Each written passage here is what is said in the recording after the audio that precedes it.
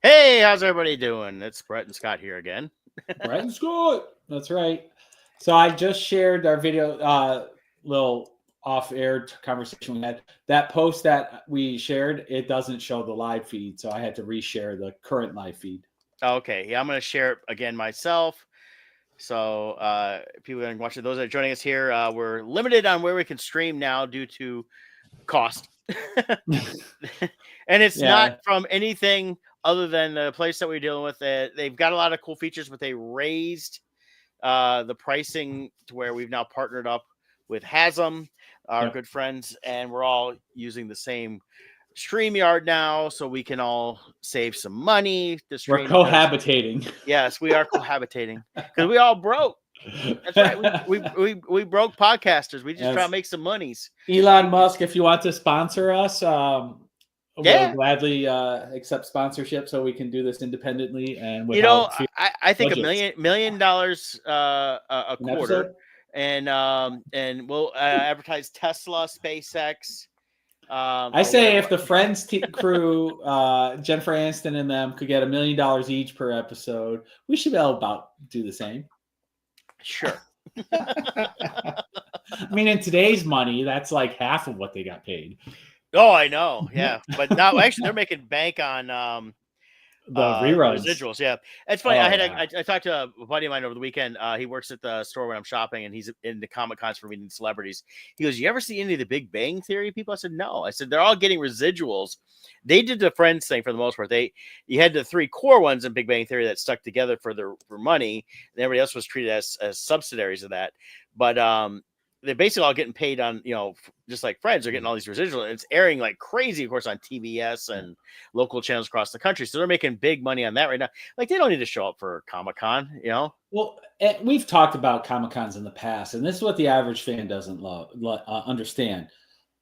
And don't get me wrong, we love Comic-Cons, but they are work, and it's exhausting. And our days we have to get there days earlier, the setup, all this time, and the hours. And everybody you interact with, you're trying to put on fresh energy. So it's like the first experience of the day, even though it's your 10,000th conversation of the same thing. It's draining. Yeah. And celebrities aren't going to leave the comforts of their home, of their family, and do all this if they either one of two things. Either they're only doing it if they absolutely have to, because budgets are tight on their end, or they make so much money and can charge so much money, like a Mark Hamill or whatever. It's a lot of those guys that do it, like a Mark Hamill or any others. A lot of times there's another, and I won't say it's bad, but it's just another alternative. Like, okay, I'll do this because you want me to do that, but you want me to do that, then I want to do this. So it's usually a trade-off. It's also why celebrities cancel shows. If they have a project come up, shooting, they're going to go to that all the time. They're not going to jump on anything else. So, but yeah, so it's kind of what it is. But any of these big celebrities that have made a lot of money, it's why you're not going to see some of these guys at Comic-Cons. You're not going to see a Ray Romano. You're not going to see a Jerry Seinfeld. You're not going to see like the cast of Friends. You're not going to see the cast of Big Bang Theory when they've made so much money, and then they get in as a Margaritaville guy, I don't like his name. Say Margaritaville. Jimmy Buffett. Jimmy Buffett. His song, Mailbox Money. They all get those mailbox money. They go every month. They get the checks. Yep. And you hear all this stuff you see online. This celebrities like, I got this check. It's only for like a penny.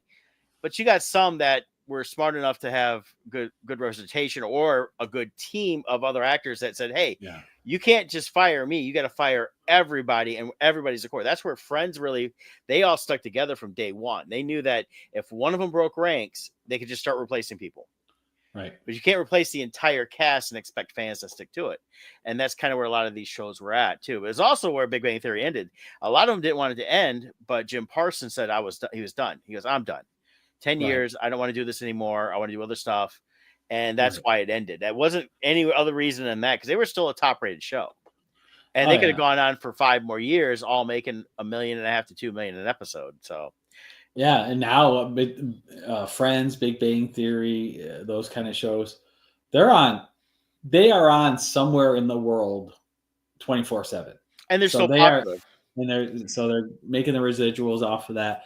It'll be interesting to see down the road with, that's one of the business models that have been greatly altered, I think, with like streaming services and the way they do shows now. I don't think actors 20 years from now will make the kind of residuals the current actors are making from their shows 20 years ago. Yeah.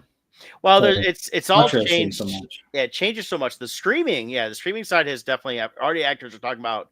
Yeah, I'm not making anything on that. It doesn't matter how many I get paid once, and that's it. And that's Right. part of the change and why a lot of people, these companies, all like it. Though you got your network stuff, but a lot of it's going straight to streaming because of that reason. Mm-hmm. So it's it's definitely changed a lot in that respect. It's also why if you notice, a lot of the new shows, movies, series, stuff like that are streaming, the main stars are listed as producers or executive producers. Mm-hmm. As an actor, they wouldn't necessarily get some. They have to be named as a producer to get the money that comes from elsewhere. So they, as a producer, they will see some more down the road. But if they're not named as a producer in the initial credits, they're not getting anything out of that. That's where Mark Harmon was smart with NCIS. He's a producer on NCIS, but he's been listed as a producer on all the NCIS series. Right. He negotiated that deal, knowing that when he retired, he still had those checks coming in when they're airing all new shows. Also, why if you do commercial work, people do commercials, and people think, oh, people that do commercials as actors. Some people will say, oh, well, they're not successful. Some of them are making serious money every year because they get paid every single time that commercial airs. And during this current basketball for NCAA, I've been seeing the Geico commercial with the little pig going wee wee wee all the way home, and that thing's like 10, 15 years old. Mm-hmm. So now that's airing. The kid that's in it is probably a grown adult. The mom that's in it, she's older. But now those actors are getting paid again every time it airs. So they get a check every single time because it's all part of the guilds and the acting guilds and stuff like that. So it's interesting on how that goes. But that's why you don't see a lot of these actors at the Comic-Cons. And you do see some big names here and there, but usually it's because they've worked it out or they've said, hey, we got this going on, and they've tied it in and say, okay, we'll get the actors there because there's something else that they're doing that you may not even know is connected. Mm-hmm. So, but well, let's get things started. Besides that, you got something you wanted to share there? The Fund My Comic for the second chance at Last Light. Let's see here, get on the right tab. Here we go. So one of the updates I have is we got the actual artist proof copy in. So Show that up again. Do it again. So there is the cover. Okay. And then the interiors. We got great interiors going on. They look wonderful. And it's from our new place, right? Yep. We're our new printing partner that we're using. Only one slight error. And this is why you do artist proof copies. They forgot to print the inner cover of the front and back covers. So those are blank right now. So they are making the correction for the final print run. They just sent me actually today a video of the reprint showing that they've corrected that. So they're moving forward with the print run, and I'm waiting for them to give me the estimated timeline so I can update all our backers. But so there's still time to get in on the pre-order. Head over to Last Light at Fund My Comic. I posted the link, or if you type in fundmycomic.com/lastlight, you can get the different covers here. And we're running at a really good price right now, $7 an issue. The cover price is $10. So you can grab that up or buy all 5 for $30. And you also get, and I'm also throwing in a free 4x6 print of the digital edition cover, which is another variant cover that you can't get in print. So that's going to be thrown in with everybody's order as well. So go check it out. Excellent.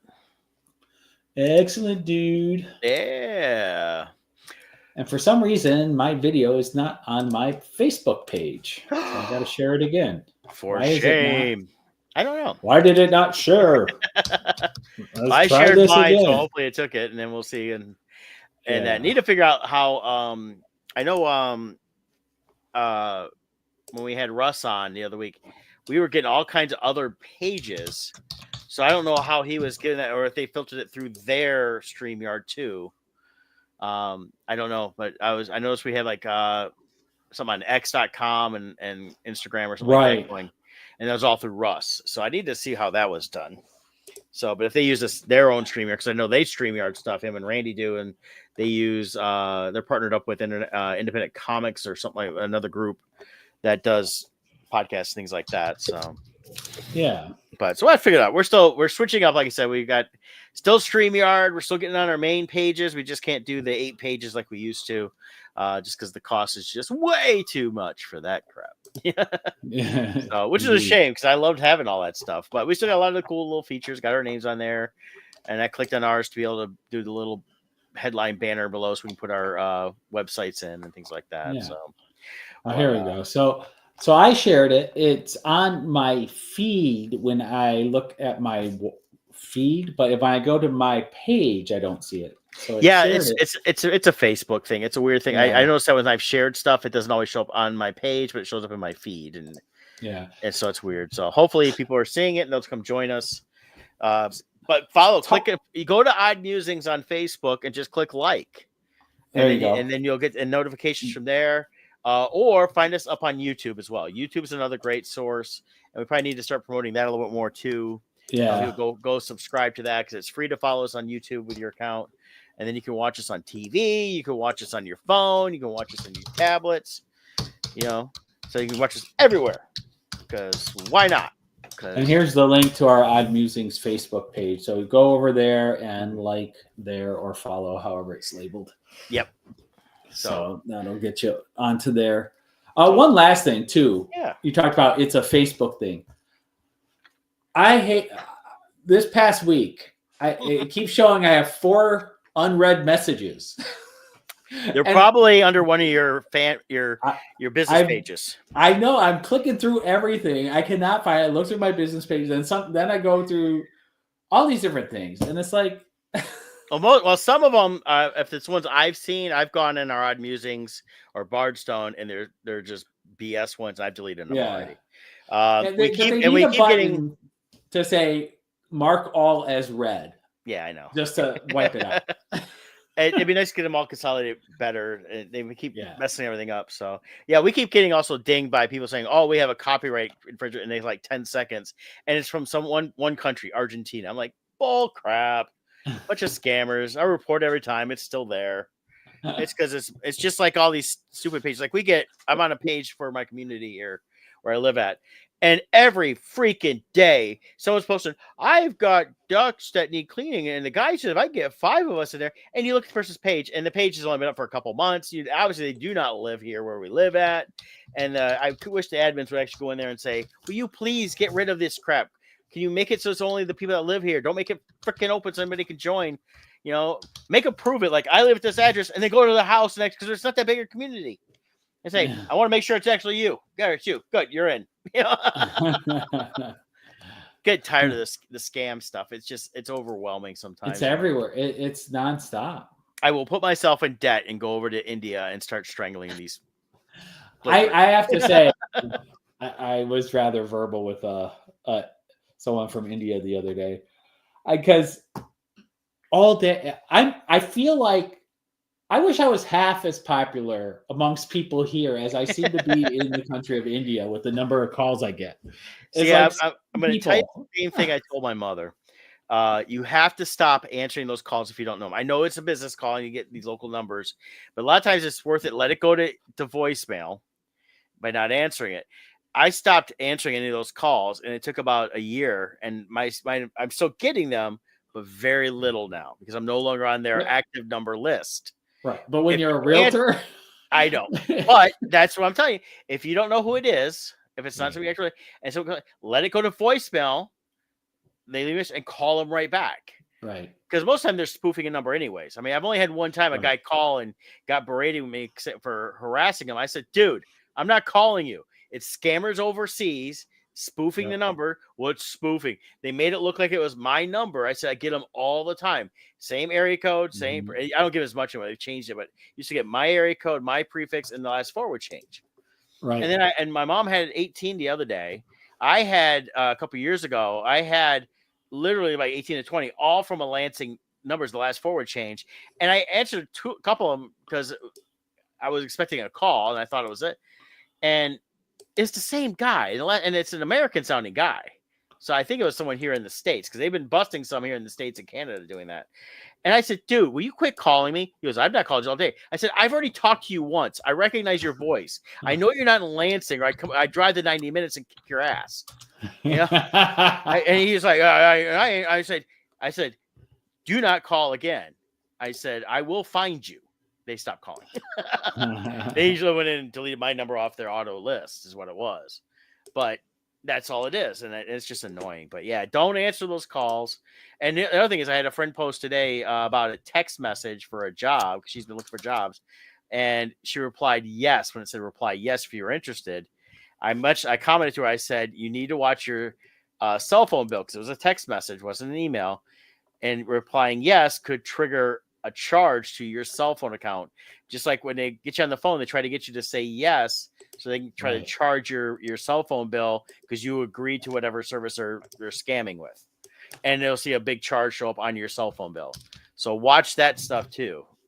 That's why you don't want to answer. And someone goes, is this Joe Schmo? Yes, thanks. Click.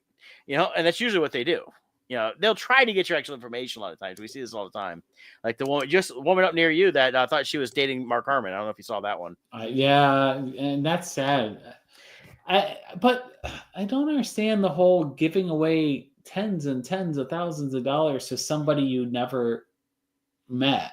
Most of the time, I would say with this person, they are already mentally not there. Yeah, they're already dealing with stuff. I had a friend whose mom thought she was marrying some guy from Nigeria, was trying to send him all kinds of money, and it's because she was not right in the head.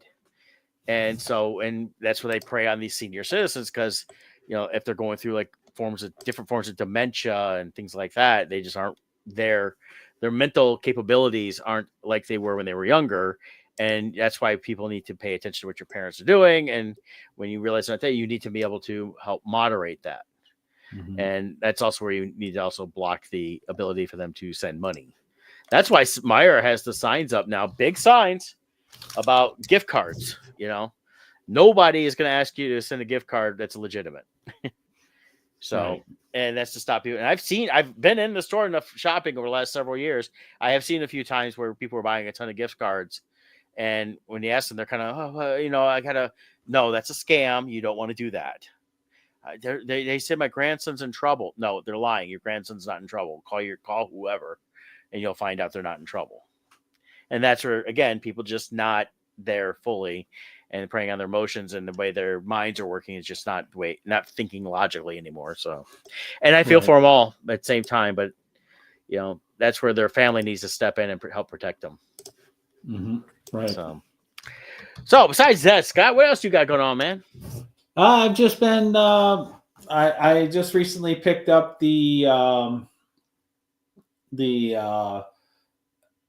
dipping my toes back in the Star Wars sketch cards pool. I accepted from Topps a invite to join the upcoming Star Wars sketch card set. So this might be my first license art in quite some time. I mean, I've been doing exclusively Bardstone since early 2020, so 5 years now. So so it's been fun. I started working on the cards this week, drawing those out. Unfortunately, I can't share any of them until the set is released. Right. There's a well, at least you're allowed to just mention it. I know Kevin did some with Dynamite a while back. He couldn't say anything until after the sets came out. So. Yeah, there. From reading through it, there's no gag order as far as admitting to be on it. But even so, I'm not mentioning the name of the set There's a title to the set. I'm not going to name that, Mhm. but yeah. So it feels good to be getting back into that and doing that flow. It's a nice little break from the usual. It's all Max Rebo band stuff, isn't Yeah, yeah, it? yeah. And then, but in getting out all of my markers and inks and everything, and doing all that, I found a bunch of my blank old Star Wars artist proof cards that I have that I got from previous sets. So I am going to make those open for commission, so people can choose the characters they want for those, and Nice. I'll do some artist proof cards for people since those are still available. I didn't even know. I forgot all about these. Half of these, I'm like, oh, I don't even remember this set because I did so many of them, Yeah, yeah. Well, But for a while there was it was definitely some good money for y'all that do those. oh yeah, it's funny how artwork goes through phases. Like it was the sketchbook phase when I started back in 2010. Everybody had sketchbooks to do custom commissions in. Then it became about then sketch cards really went rampant. Everyone wanted those. Then it became sketch covers, and everybody went to that. Mm-hmm. And so like you go through these phases, and even those now the sketch covers aren't like they used to. I used to be able to get some really good money for my sketches on different covers, but now that's kind of fizzled away. Yeah. It You don't get much interest in that, to be honest. Actually, you don't get much interest in original art anymore. Not I think like it it used to be. I think it depends where you're at. San Right. Diego still does. There's a couple other shows I've seen Kevin show stuff. I sold an original at San Diego last year. Of my Snoopy original I did for that became the print. Oh yeah, they still sell, but it And used to that be you could but do a it's whole weekend drawing. yeah, and there's some people I still see that do commissions. They've still got their tried and true regulars, but definitely Yeah. the younger crowd hasn't understood this. And I think a lot of it has to do is they've gotten caught up in the whole. It was originally digital. Oh, is this Yep. digital? It's like, and then it's like now, of course, they're like, oh, if that's AI, I'm not buying it. And person be sitting there with a pencil and pen, going, I'm literally drawing it right now. You know, Yeah. and we've talked about that with the the Cintiqs and things like that. But it's something I think will eventually come back around a little bit and slowly is in different ways. But the sketch card stuff, if they get back out there, people start getting the different ones again. I with the really uptick, and it's because of the type that the sports cards are going through that renaissance thing again of people going crazy for buying them because of all these 1 of 1 cards, 1 of 10, and it's all the rarity of the cards. I mean, there's people with stacks of cards that are worthless, and because they're looking for that 1 of 1 Paul Skeens, like the kid just got 1.1 million for. Um, but I think we'll might see that again in artwork a little bit with sketches and and people start picking that up.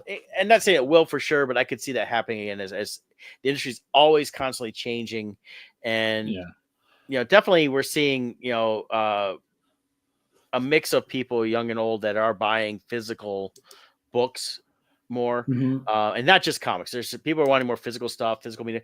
They, as much as we all still love our streaming and the digital side of stuff, people have that, but they're starting to realize that I really want to physically own something, and they're realizing that they can't own the digital, so they're buying some physical stuff, and that's why, like we've talked about records, the last couple of years have really taken off, and people are buying actual vinyl records. Right. Because they like physically owning it. Plus, they do sound really good. I resisted it for the longest time, and I don't have a ton, but I've been buying some vinyl here and there, and I bought a small player.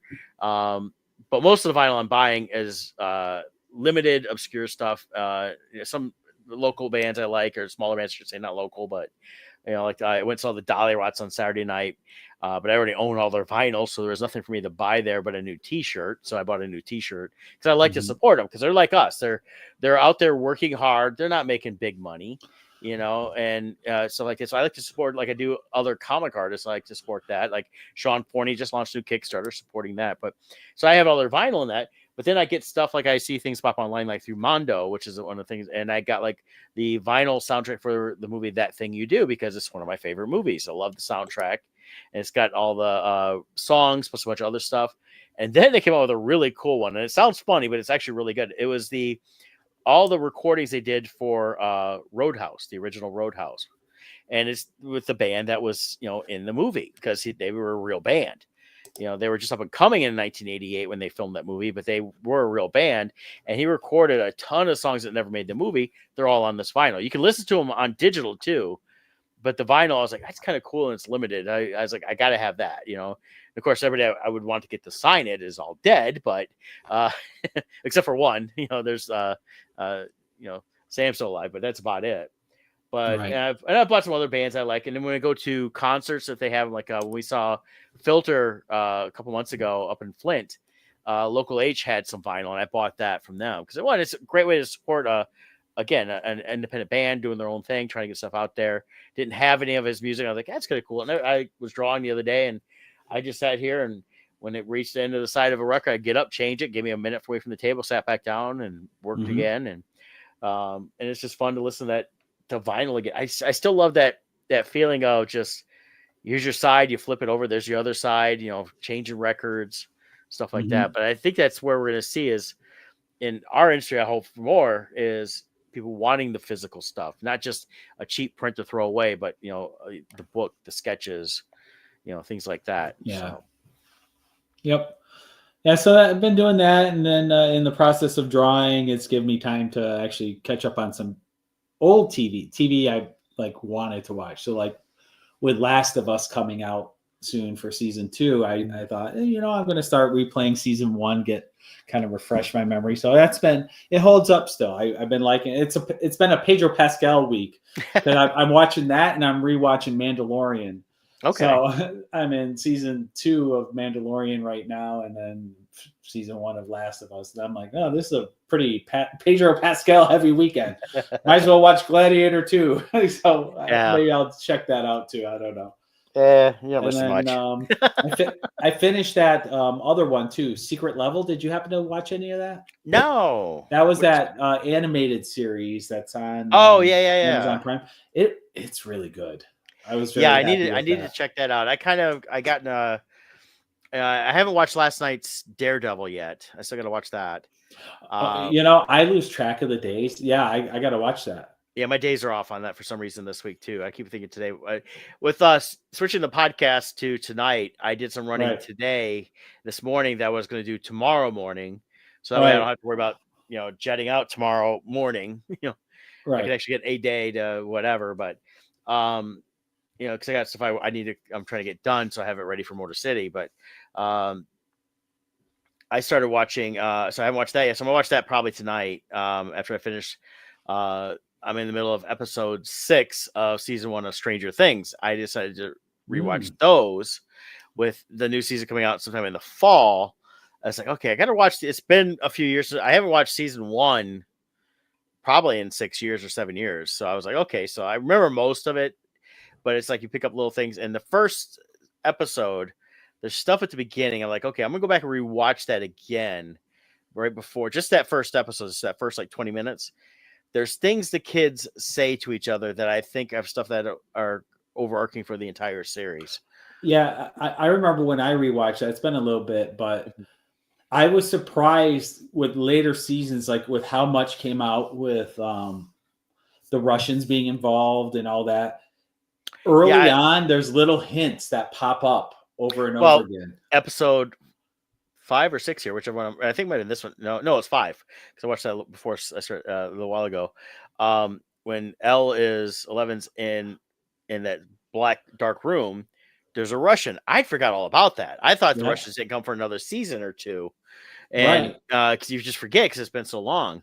And they slowly leaked it in. Yeah, and I'm hearing little things that are coming and going. Okay, they really had mapped out their whole path. Right, you can tell they mapped it out. And I love that about shows that do that because when you go back and rewatch them, and even though shows you wouldn't think about do that. When I went and rewatched the Venture Brothers a couple years ago, because they were spread out over 10 years, like 5 seasons or 6 seasons, whatever it was, 10, 12 years. It was like or actually more than that.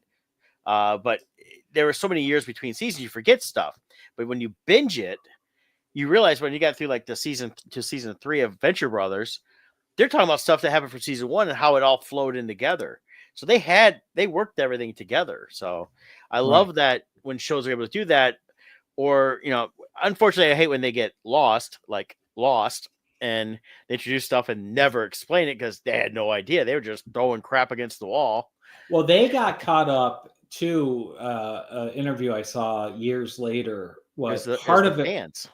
Right, they got caught up because they were really the first show that really went fully multimedia, where online forums, they had phone numbers. You could, like, if you saw a phone number in the show, you could call it and hear a recording. They had Pepsi stuff. They, like, all this crazy stuff was all going on, and they got caught up in the fan theories, and they were so wrapped up in trying to outdo the fan theories, they lost track of what they were doing. Yeah. And then they ended up at the which is also kind of, in a way, kind of like George R.R. Martin. I think that's where his problem is. I think they ended up with so many threads, they didn't know how to tie them together right. Yeah, that's why he doesn't know how to finish that last book. Yeah, he needs to just come out and be honest, say, hey guys, I don't know what I'm doing. What he needs to do is just write in a crazy war, a battle that wipes out all unneeded characters and storylines. Boom. Right. They're done. Now focus on the core story. And I think he was relying on HBO to figure out how to wrap up his story, but then they failed. Well, it's because he had the people that just didn't know what they were doing. So, well, that, and they didn't care anymore. Yeah. The HBO offered them a full season, even a little extra, and they said, no, we're fine we'll do a shortened season, because they were already accepting promises from Star Wars and other things. They wanted to move on. Well, and that's the problem is they got offered all this other stuff, and what they should have said was, okay, we've got this deal here. This way I would look at it. You want to go on and do other things. I would have sat down with all the principals and say, okay, I want to do this, but I don't want to lose out on this. And my thing would be like, they're giving me guaranteed money here. This is not solidified yet. And part of that was when Kathleen Kennedy goes, you get a Star Wars series, you get a Star Wars series, you get a Star Wars series, to every jackhole that did something she thought was okay. Yeah, and still nothing's confirmed. Yeah. They're still trying to make us believe Taika Waititi is still going to do a Star Wars. I read that the other day. I'm like, well, stop. All those articles I see are not true. They're all it's all the same Screen Rant crap, and all the other guys that just throw stuff out there. They regurgitate the same article, rewrite 3 or 4 words, and then when you go to the very end, it says they basically confirm at the end that it's not confirmed. Well, part of that was Taika Waititi, because he came out and in an interview and said he's writing for the Star Wars series, the trilogy or movie, whatever, and he approached Natalie Portman because he was working with Thor: Love and Thunder, and asked her if she'd be interested in doing a Star Wars movie, which really shows how ignorant he is of Star Wars. And she's like, well, I am Luke and Leia's mom, Yeah. Like, hello. Would you ever think about doing a Star Wars movie? I'm sorry, if you don't know who Padme Amidala is, you should not be writing a Star Wars movie. No, and that's the whole thing. And looking at, I pulled up IMDb, which again, it's kind of flawed, but it's still very much an industry standard. And when you look at him for credits for upcoming as producer, well, there's no Star Wars there. Writer, let's see what there is here. Still lists an untitled Star Wars film, says in development, but also lists him as a writer for Flash Gordon, which definitely don't want him touching that franchise. But it's you don't want him touching any franchise. Yeah. I can't believe Hollywood would even consider him for anything after he comes out and was mocking how he destroyed Thor and how he's the franchise player and that's his goal, is to make fans unhappy. Well, why would anybody want that? Yeah, that's the kind of thing. That's why Kathleen Kennedy has to go, because she actually wanted that. She loves that the Force is female, as she put it, and we're going to destroy everything that you ever loved about it. And that's what she had said for years. And I'm like, that's ridiculous. First of all us true Star Wars fans have been around for a long time. Don't care if the character's male or female. We want good stories. A lot of us still. I liked Rey. You liked Rey. Rey was great. They just screwed up the story. But then they screwed up John Boyega's character. I loved Force Awakens. I Yeah, thought Episode 7 was the perfect soft reboot, and it's just reality. I don't want any reboot, but when a company comes and pays $8 gazillion for a franchise, they're gonna want to make some of it their own. And I thought a well, soft reboot was the perfect way to go. yeah, and the shame of it is George had given them what he said the next trilogy should be, Well, yeah, and thought that was going to be part of the deal. And then now I'm reading stuff more and more about he actually had that again his TV series. He had yeah, a like whole series. 60 episodes ready to go, Yeah, and it was fully scripted, they're talking about everything. the cost have been Shots too planned. much, and I'm like going, gosh, that should be what should be looking at, and hopefully maybe Filoni is not necessarily to do that series, but to incorporate what George wanted, because what Favreau and he has done with Clone Wars, Rebels, and Mandalorian really is the true reboot of Star Wars more than the actual movies. So, but we've gone to that enough where Yeah. that. But in fact, we could actually talk about another Star Wars real quick because there is a new trailer for Andor. Oh, let's see And it. I don't think it's I've an seen the official. new one. Yeah, it just dropped yesterday. So let me Oh, bring that up. perfect. So, so this is the final trailer. I came with you to be part of something.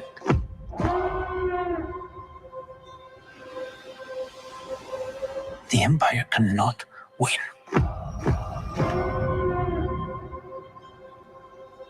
It's a different kind of mission.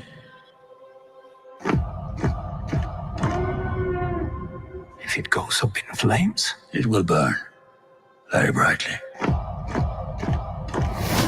if I'm giving up everything, I want to win. We have to.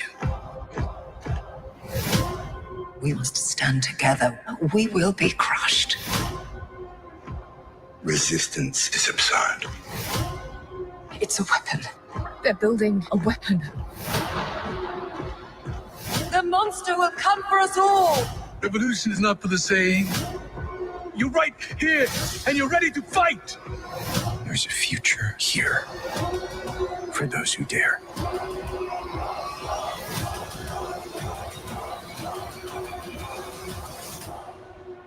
Welcome to the rebellion.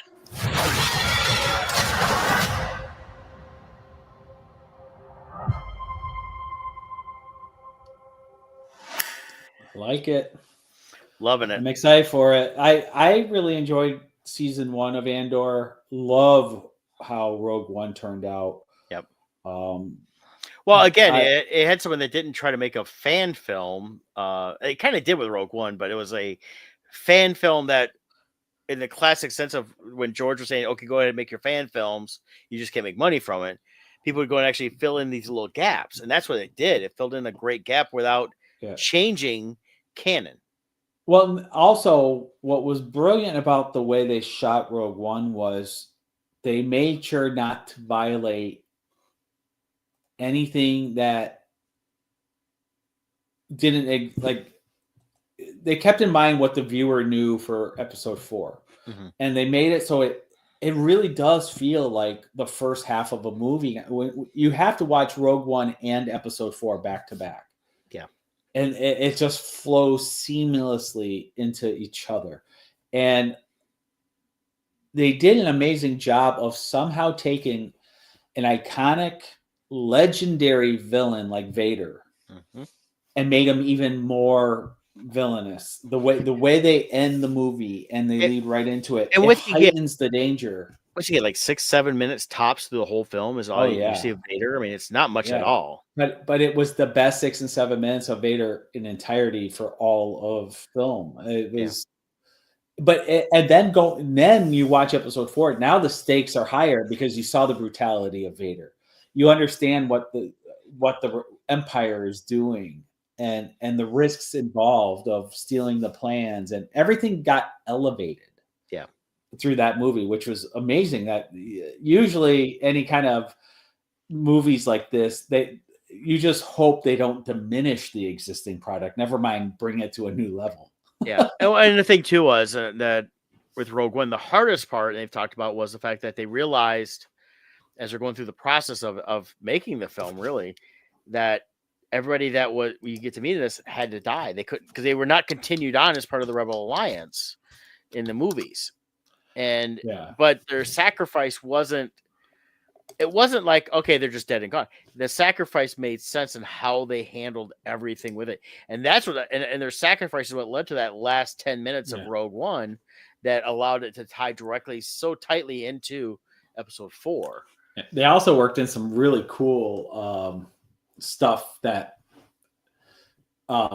in real life originally the X-Wings, it was going to be Blue Squadron, but they had issues filming the blue on the X-Wings with the way they do the blue screen and all that. Yeah. So they had to change it to red. So they created a Blue Squadron for this movie, and they all got wiped out at Scare-Off to explain why we don't see Blue Squadron in the movie. In New Hope. We see red, yellow, and green. Right. Yeah. Red, gold, yellow, and red, gold. Yeah, red, gold, and yeah. But it's and that would be it makes sense because back in the 70s they were using green screen technology. Now they use blue screen technology, but it's all with digital stuff that even prior to all this AI stuff they can easily get rid of and use any color they want. So, right. Yeah. So it's just neat how they've taken those little nuggets of things and worked them into the whole storyline.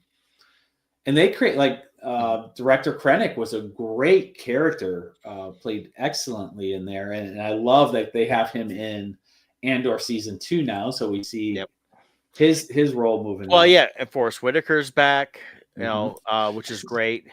It is funny though how Star Wars is the only franchise in the world that you never have back-to-back products that are in chronological order. You have to constantly be like, okay, where are we on the timeline? Okay, we're 6 years after Return of the Jedi.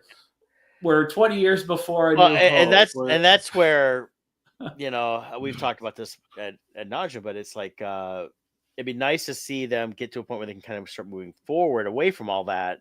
I don't mind. I love seeing this stuff in between. You know, it's been great, but they can't do a lot of it anymore because we're 40 something years away. You know, it's most of the actors are not with us anymore, or the ones that are way old. But you know, but it's.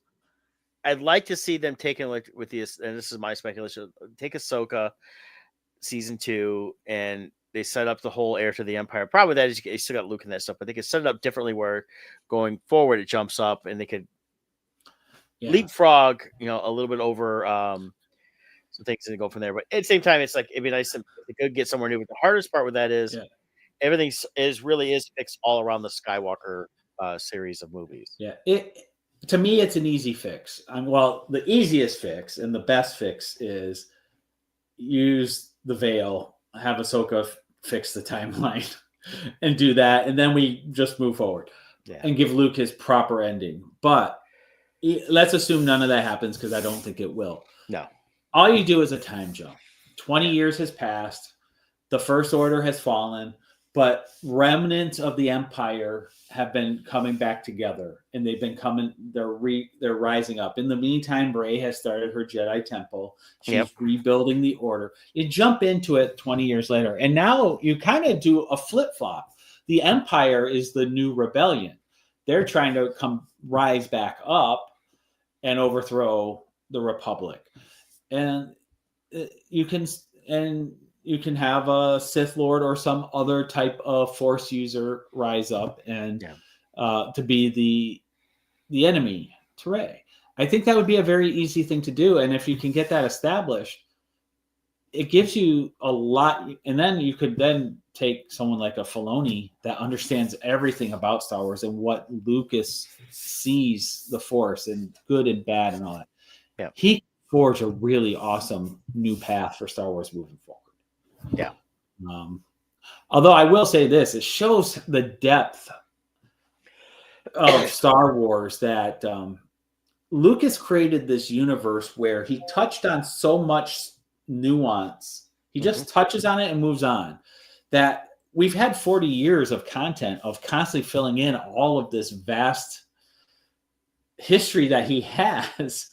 And they're still not filling in the gaps. There's still tons more they could do. And then we still have the old Republic people want and all this stuff. So well, in the old go back to the video game stuff of the old Republic, there's a lot of great story there that they could deal with. Oh, great story. Great And story. I and just and worry they would ruin it. well, it's because with the introduction from Kathleen Kennedy of the High Republic, it that really muddied because that comes after, but prior to Yeah. the Skywalker era, it was really just a crap area because nobody cared because there's nothing that Yeah. what to do. Now they with that Acolyte, which is not coming back at all. They did officially cancel that. They try to tie it into the original trilogies and prequels Yeah. with hinting at Darth Plagueis, but they screwed that up too. Yeah. Well, and I think where the screw ups are happening is you have all these egos. Yep. And I think this is why Filoni's getting it right. Filoni's not trying to make Star Wars in his image. He's trying to make Star Wars in the original vision Lucas had. And he understands it. So he's trying to be true to it. And that's why everything he touches is gold. Yep. Kathleen Kennedy, Rian Johnson, all these different egos, they're trying to make Star Wars in their image and what they want. Yep. And that's why it's falling flat, because they're missing what the essence is behind the story. Yeah. And I think that's where, with Filoni being named the chief creative officer of Lucasfilm, and of course he's getting to do his movie because we have the Mandalorian Grogu coming out in May of next year. I think they're done filming that now. Actually, they've already finished it, so now it's all post. They're just not rushing to get it on the screen till next year. But with that aspect, whatever he does there, I think anything going forward is going to be all the new stuff that he, as the chief creative officer, will have to help greenlight. Because I mean, we know Kathleen Kennedy was lying about the Rey film. There's never been a script. I had no problem with them doing a Rey film. I would like to have seen a good Rey film, but I want to see Filoni, at least if he's not writing it, overseeing the story, kind of like George did. George wrote, and of course there's all, you can go into whole nuances of, Marsha helped him out with the original Star Wars script and things like that. I'm sure she did. And she was also a fantastic editor. She was already a world-class editor before that. But realistically, it was George's idea that he came up with.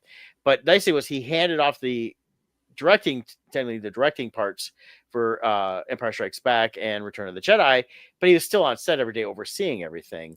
He's the vision. He's the vision. He has the vision, the idea. He's the one that is setting the boundary lines. And what he wanted to be able to do was what he did was he didn't want to be sitting there while they're shooting every little thing. He wanted to be, okay, this is going on great. You got this handle. I'm gonna go over here.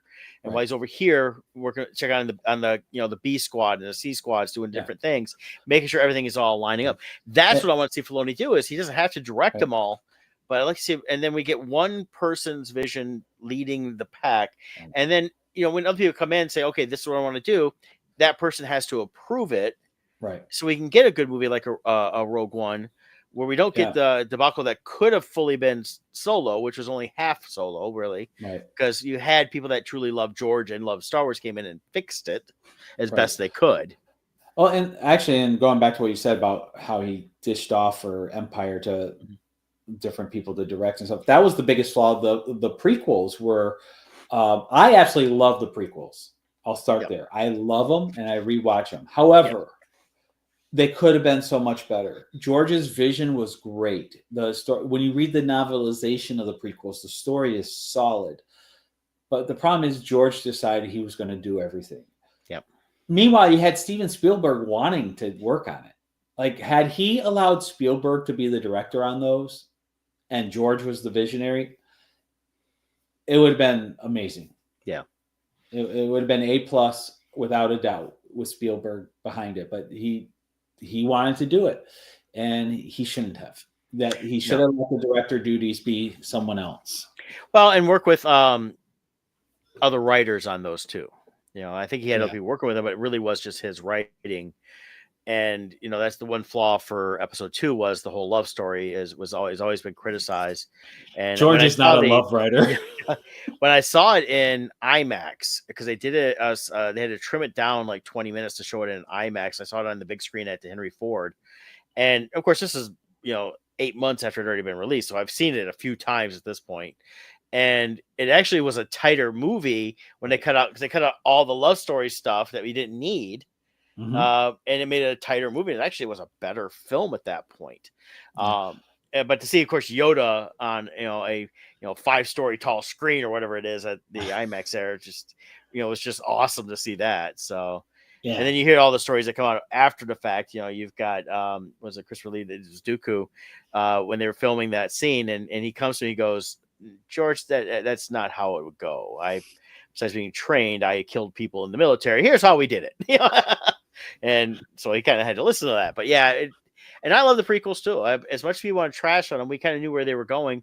To see the different aspects. They brought so much out around that I think it's helped bring, that's what we saw in the later Star Wars stuff between the animated shows, the Clone Wars, Rebels, even Rogue One, stuff they were able to pull from the prequel stuff that George did, even into The Mandalorian, because of course that's where Filoni pulled that from. And then of course the entire, from the 90s on, of all the literature that was out there in comics that is now legacy or legend series that's not actual canon, but Filoni's been really good about bringing some really cool stuff in the canon. So yeah, he's done a great job of that. So, but with Andor season 2, which is where we started this part of this talk with, I'm looking forward to that.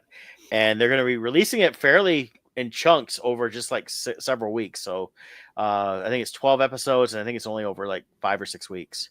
And just to tie in a little bit, one last point too, like talking about this, like people will criticize, oh, you don't want female characters. Star Wars fans love strong female characters when they're done right.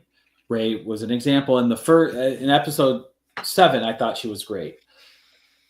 I feel like they went off track with her, but Rogue One, Jyn Erso is a great character. Absolutely love her. I wish she wasn't killed off. I would have loved to have seen her story continue because she was a great character. The actress they brought in to play through Rogue One, and we're seeing Andor, Mon Mothma.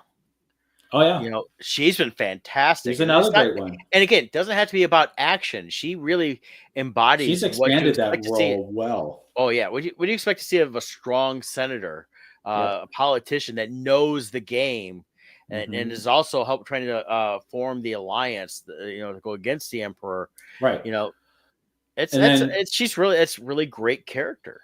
Right, and then you contrast that with what's her name, Holdo or whatever her name was. Laura Dern's character was awful, and it's like, you just don't want that. You're just mad because it's a female. No, it was an awful character. They hinted at her being some really tough, great character, but this came across very soft, not very good. And then she sacrificed herself, and there was no reason to sacrifice herself. They weren't going that fast. Well, and I know that whole thing was stupid, but like she right away, right off the bat, she was like belittling Poe Dameron for being too macho or whatever. It's just like this is so dumb. That's because, as we've talked about before, and we'll get off that, but it's they took the Poe Dameron character and made him seem like he was just this worse rogue than he was in the first, episode 7. 7, he really was that leader. Yes, he went a little off because he's that type of character, but they made it even worse. And realistically, the way they handled everything in that first one, him as a character from the first and the second, he wouldn't have done that. That was bad writing all the way on his character. Same thing with Finn. By taking Finn and reverting him completely back to, I just want to get away from the First Order and hide because I'm scared. That's not what he was. At the end of episode 7, he had gone through all that, and he should have been stepped up as a leader with that. And that's where we've talked about this many times. That movie should have started with both of them leading different groups. I agree. Finn should have been leading the land squad, the troopers that were that for the rebellion on the ground, because he knew how to do all that. Even though he may have worked garbage or whatever else, he still knew the different stuff. And then when they set up a proper story, then the three, the Finn, Poe and Rey should have all been going on for the next segment that we needed. So, which would have been saving Luke Skywalker. So, but that's it and that. But in other Disney news, since we're talking Disney so heavy today, it's everything now. We have they started Avengers Doomsday. And this is official. This is the official, and this is the start. This is the first shot here. So it's in production. Basically, we'll let you know everybody's in it. So let's take a look at all the people that are going to be in this, starting with Chris Hemsworth. So we name who the heroes are as they show the names? Nah, just let it run. Let people figure it out on their own. So we know Chris Hemsworth is Thor. So here he goes. Oh wait, did I get it up there? Yeah, it's okay.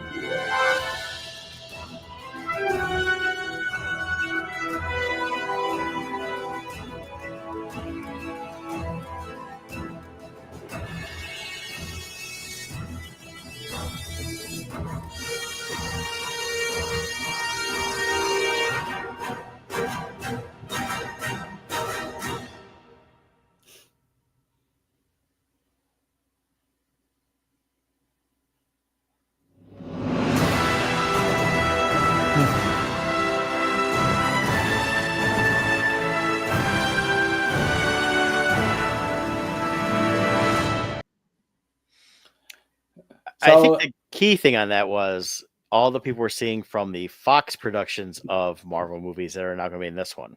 yeah, Rebecca Romaine is coming Mhm. back. She was Mystique. Of course, Patrick Stewart and Ian McKellen. Yeah. Alan Cumming, he was Nightcrawler. Yeah. Kelsey Grammer, he was Beast. Yep, Beast. Yep. One name I was very surprised in for actually, honestly, the movie was so bad in my mind, I forgot he existed, was Namor. The Oh, yeah. actor's name, the actor who plays Namor, his name was on one of those chairs. It's like, oh, Yep. I forgot about him. Yeah. Well, and Uh, they're gonna use some of those, and that we'll None see. of the Eternal actors made it in, so they're not listed. Well, the one I don't see that, granted, he was in a movie last year, and it was a pretty big movie, but no Hugh Jackman. No Hugh Jackman. That's true. Yeah. So I'm sure, though, they have some hidden gems they didn't reveal there. Oh yeah, I mean they're You announcing some know. key ones. Channing Tatum's coming in to play. What's his name? Which isn't Gambit. Gambit, yeah. Which is interesting because the other Fox characters were there. You had James Marsden, who is Yep. Cyclops. I didn't see what's her name though, Famke. Famke Janssen, yeah. Yeah, I didn't see her listed. But she, I mean, well, I guess it depends what timeline you're using. She died, but she's a popular one. People would love to see back. Notice they didn't have Jennifer Lawrence on there. No one likes that Mystique. Well, I didn't mind that Mystique. I thought she was fine. Oh, I hated it. I absolutely hated it. But Rebecca Romaine, they're going with the Fox, the original X-Men trilogy. X-Men, I think that's what we're going to see. That's going to introduce the X-Men into the MCU. Of course, after Doomsday is they do the Secret Wars. Only problem with them introducing it into the it'll be interesting to see how they do it, because obviously you're not going to build a franchise on these actors. They're all up there in age, and they're not going to be doing another 10 years of superhero movies. So it'll be interesting to see how they launch mutants into the correct timeline using those mutants. You know what I mean? Well, I think that's what I find curious, because again, that we are 25 years out from the first X-Men movie, so to be able to to do that, I think it's just a similar thing to what we've seen in a couple of the movies already, where they alternate dimensions, and we see them instead of just where we saw where we saw like, oh, here's Patrick Stewart, and they killed them all or whatever. Right. It was like, and it was funny, but it was not good, Well, I think there's one key name on those chairs that is going to show where it's going, and that was Tom Hiddleston. Yes. Loki, as we know at the end of the Loki series, he's holding all the timelines in his hands. Yep. So I have a feeling they're going to use him to somehow merge the timelines to go back to one, what they call it, the eternal timeline. I forget what they called it. Yeah. But I wonder if he's going to merge the timelines to create one new sacred timeline. That's right, sacred timeline. Yep. And everything going forward will be done with multiverse. I wonder if they're going to do that. So it'll be good to see Loki back, though. I absolutely love Loki. He's Hiddleston did such a great job through everything he did with that. Even when it wasn't that great of a storyline, he still was the key to hold it together, and that's why it worked out for the series for Loki. Yeah. But I can see that, and I think that's where we see all these names. This is going to be like almost like the last hurrah of all the stuff we've had for the last 25 years coming into one ball, and it's going to be mixed up, and boom, and here's your new people. Keep some of the ones, like you'll keep like Wyatt, he's coming back as U.S. agent. You've got Captain America, which we know he was coming back. You've got you got Sebastian Stan, of course. You've got David Harbour. So I mean, these guys are all in the current movies that are coming out this next year. Yeah, pretty much everyone from Thunderbolts, Fantastic Four, and those are in. Looks like the Fox X-Men, a lot of them are in. And then I'm trying to think. Falcon was listed. The new Falcon, Danny Ramirez, was listed. Yep. So, and Shang-Chi. Shang-Chi? Was that? You talking about Simu Liu? Yeah. What was his character's name? For the seven. Shang-Chi. Shang-Chi? It shows how bad these. I mean, not bad. Shang-Chi, SHANG CHI, Shang-Chi and the Legend of the Ten Rings. But like, when did So- his movie come out? And this is our first time seeing him again? 2001, 4 years. So it's been 4 years since we've seen him. Yeah, I think a lot of it is more wrapping up a few things. Just kind of like, okay, we did stuff here. I mean, just like what we saw with the Captain America movie. They addressed the Eternals by saying, "Yeah, we get this thing in the ocean, guys. So now we know what it is," and they're tying it into everything else going forward. We don't have to address the Eternals ever again, you know. Right. But it's just, I think that, again, it's again all speculation. It's going to be that big movie you need to kind of draw things around, get on a good thing. They are bringing King back. I did read a couple articles that seem legitimate out of I think Variety, or that mentioned he is going to be making an appearance, but he is not the major villain. I think they're going to wrap up his story since he dealt with his personal stuff. They're willing to bring him in to finish off the character, but he's not getting what he was supposed to get, which was 2 full movies and a bunch of other stuff. So they'll end that character off, which will tie into the next, I think, what they're going to go with Big Bads or whatever, and go from there. So, but we'll see. I mean, they see as they're in production. Yeah. We'll see what happens. That comes out, I think, next year. Well, he's Jonathan Majors, who played King, wasn't he? I know they're starting to cast him and stuff again. Yeah, movies. Let's see, Newsweek. He's no longer canceled. He was found guilty though of assault and harassment. Yeah. But there was something weird about that, where part of it was caught on tape and it supported his.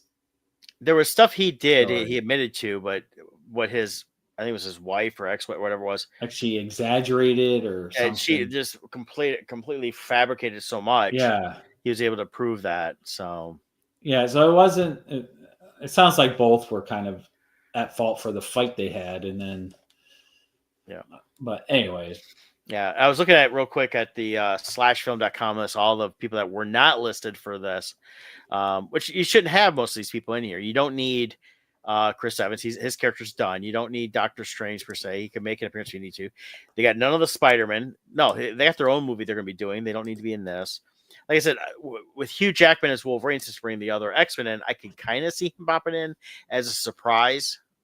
But we'll see. You don't have Halle Berry as Storm, but again, that could be a little bit of a surprise down the road. You don't have Jeremy Renner, but he's, his character, they dealt with him in his series, so he really doesn't need to come back. When they've ended their stuff, because we don't know anything about the Vision, if he's going to pop up, he could still come in. They already dealt with the Scarlet Witch's story. We already talked about Famke Janssen for Jean Grey because. There's no reason. We don't need the Ms. Marvel. Her story's done because they've dealt with her in the movie. Same thing with Captain Marvel.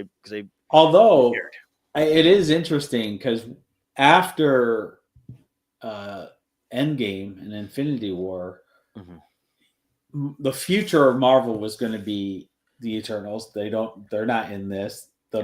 Captain Marvel stuff, they're not in this. Like all the stuff they were really pushing. Yeah, almost none of it's there. I mean, the Thunderbolts their movie hasn't even come out yet, and they're half the cast for this. Well, and that's the thing. I'm really hoping the Thunderbolts is as good as it looks for the trailer because I hope so. It looks like what they should have done with Suicide Squad in terms of introducing characters. You don't need major characters to have a good story, but tell a good freaking story. Well, and the key is all of these characters were introduced to us already in other platforms. Yes, which is the way to do it. Yeah, don't give us 5 origin stories in a 2-hour movie. There's not enough time for that. Just introduce us somewhere else. Let us hate them as villains or as whatever somewhere else. Yeah, and then you bring them in for this type of a movie. So that's where this will be nice. I'm looking forward to Thunderbolts. I really am. Yes, yeah. So am I. I like the trailer a lot. The couple trailers we've seen. Definitely real excited for that. As much as I was like, I wanted to see the Captain America movie, I didn't have the excitement I had for Captain America as I do for the Thunderbolts coming out. Yeah. So that's what I'm looking forward to. So yeah. So I was trying to see if there's anything else that popped up recently to cover real quick, but nothing this week really. They do have a new Cheech and Chong's last movie coming out. No way. That was like a month ago. Is what I guess there was a trailer from Joe Blow Movie Network. So I could see that just because they're doing a lot of stuff together. So I feel like it would just be the current version of the Clerks movie. They open up a weed shop yeah, legally, and they're yeah, just sitting there all day talking while people come in to buy marijuana gummies from them. yeah. And that would be funny. So Wouldn't that be like the true version of them now? well, it would be. I think that's what you do with the movie. Like take these two guys that were, they're going, oh man, it's legal now. We can just smoke whatever we want. Where's the fun in that? Where's it not legal? Let's go there. Yeah. Yep. So we'll see. I mean, they're both like, now was it Chong? I think it's like 80 something, and Yeah, Cheech is late 70s. Still moving, still doing the thing. It might be a funny movie. When I was mentioned earlier about LPs, that's one of the ones I got a record store day last year was Cheech and Chong. They reissued one from the 70s, and so I picked that up, and because their stuff was still funny. It's still funny to this day, in my opinion.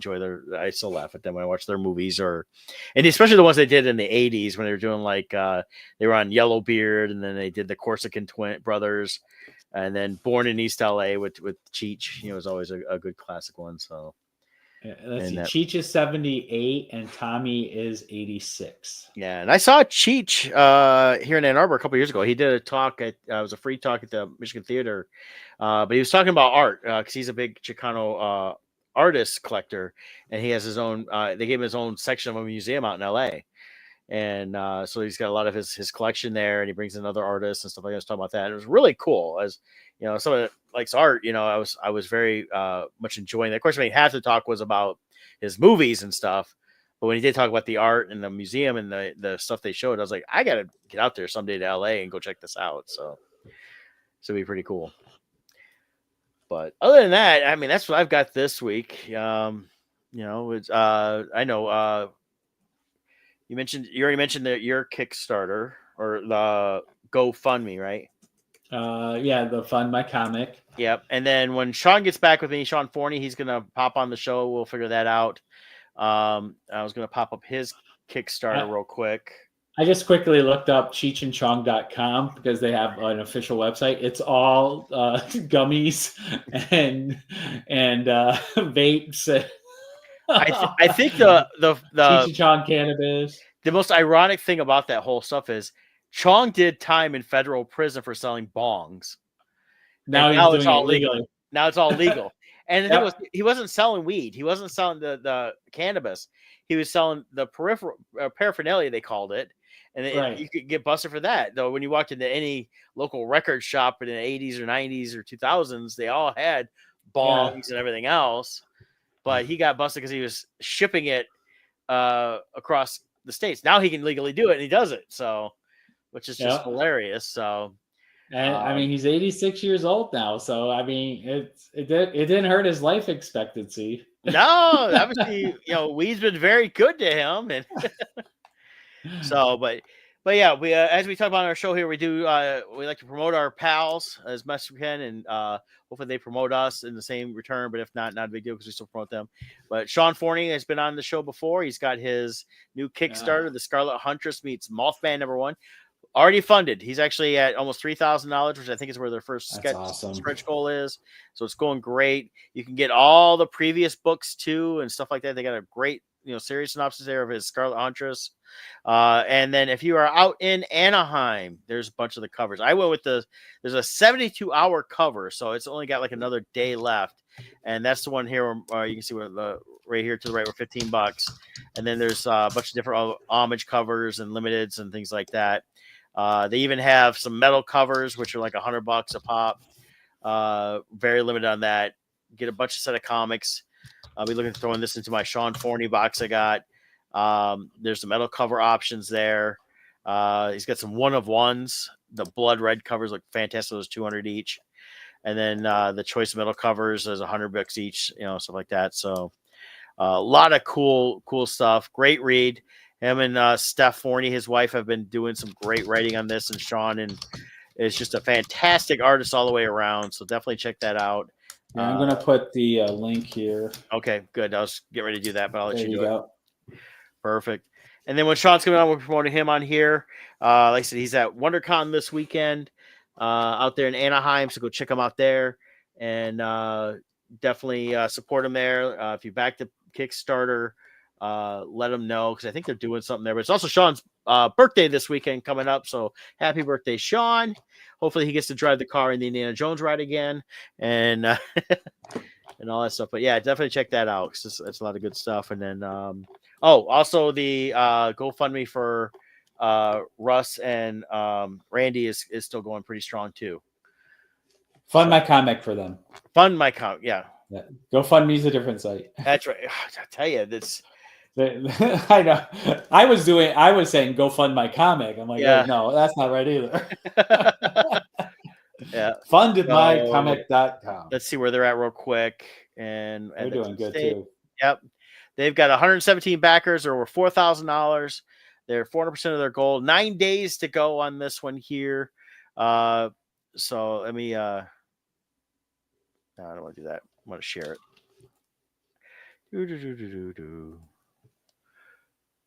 So I don't know. I was looking for a little link, tiny link or whatever. Oh yeah, I just grab it from the domain bar. It's not that bad anyway. So yeah. So check that out, and then Scott, go ahead and reshare yours again. And let me go there. Copy. StreamYard share.